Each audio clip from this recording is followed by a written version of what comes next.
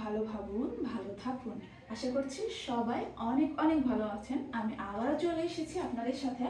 এখন আমরা class 4 Bangla class করব।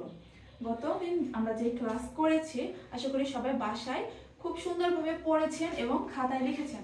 আমি জানি আমার বাচ্চারা সবাই আমার কথা অনেক সুন্দর করে শোনে, সো এই কথাগুলো শুনবেন।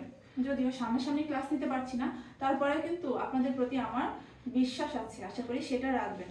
তো চলুন আজকে কি পড়া আছে সেটা পড়ে নিই। আমরা কিন্তু রূপময় বাংলাদেশ পড়ছিলাম, সেটা ওয়ার্কিং পেপারে সলভ করছিলাম।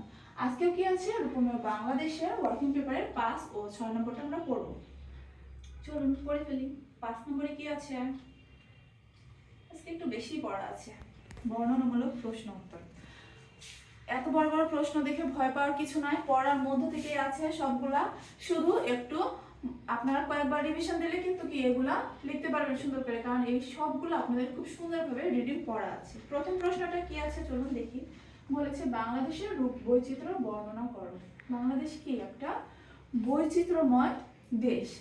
কিসে এটার বৈচিত্র্য আছে? এটার সৌন্দর্যে বৈচিত্র্য আছে। কেমন বৈচিত্র্য দেখেন, বাংলাদেশের সৌন্দর্য বৈচিত্র্যময়। এদেশের প্রকৃতি কেমন?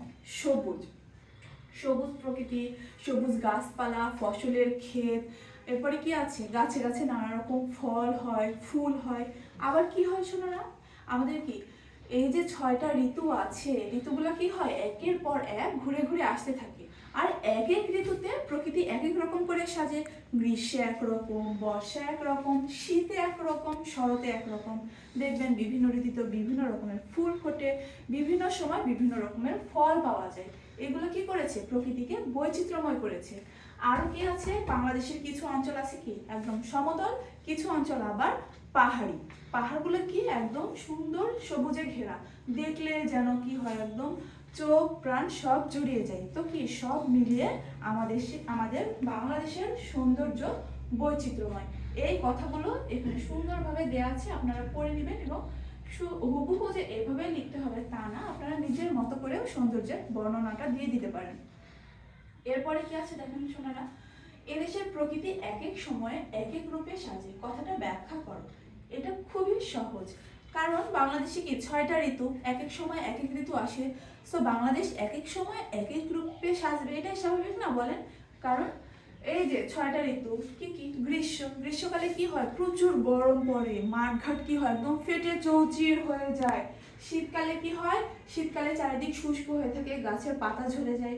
আবার কি হয়, বর্ষাকালে কি হয়, নদী নালা সব পানিতে ভরে যায়, সারাদিন বৃষ্টি হয়, চারিদিক মেঘাচ্ছন্ন থাকে। শরতে কি হয়, কাশ ফুল ফোটে, শিউলি ফুল ফোটে। বসন্তে কি হয়, বসন্তে কত রকমের ফুল ফোটে। হেমন্তে বাংলাদেশের এই যে যে কৃষক পরিবারগুলো আছে, সব ঘরে ঘরে কি হয়, নতুন ধান ওঠে। তো সব মিলিয়ে এক এক সময়ে প্রকৃতি এক এক রূপে সাজে। এই কথাগুলো সুন্দরভাবে আপনারা সাজিয়ে লিখবেন। আশা করি বুঝতে পেরেছেন। এবার বলেছে গ্রীষ্ম ও বর্ষা ঋতুর দুটি বৈশিষ্ট্য লিখো।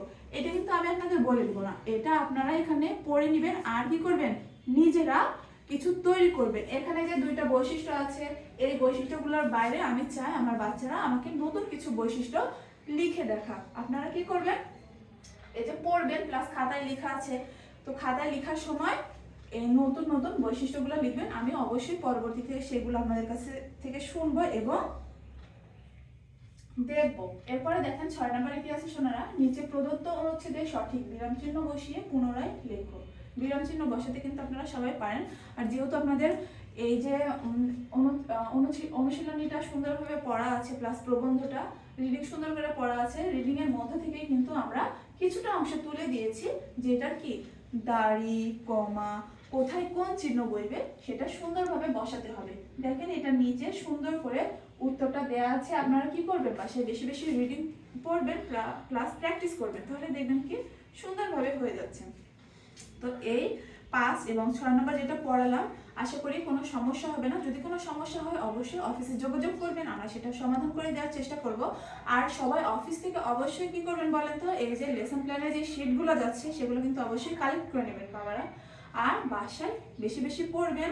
সবাই ভালো থাকবেন, সুস্থ থাকবেন। আল্লাহ হাফেজ।